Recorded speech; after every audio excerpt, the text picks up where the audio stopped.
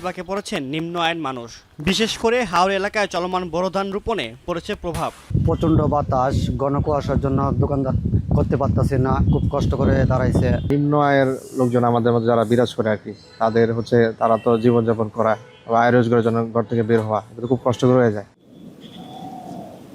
পঞ্চগড়ে তাপমাত্রা রেকর্ড করা হয়েছে 12 ডিগ্রি সেলসিয়াস। তবে এই তাপমাত্রা সংখ্যার হিসেবে বেশি মনে হলেও বাস্তবে শীত অনুভূত হচ্ছে আরও বেশি। বেলা বাড়লেও বৃষ্টির মতো ঝরছে কুয়াশা, দেখা নেই সূর্যের। এত ঠান্ডা, শীত, কুয়াশায় সূর্য তাপ বলে কোনো জিনিস দেখা যাচ্ছে না। ঠান্ডা বেলাঘোরা করা যাচ্ছে না, মানুষ বাইর হয় না বাড়ি থেকে। ফেনীতেও শীতের তীব্রতায় দুর্ভোগে খেটে খাওয়া মানুষ।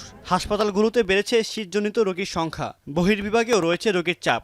উপজেলা সদর হাসপাতালগুলোতেও শীতজনিত রোগীর সংখ্যা বেড়েছে।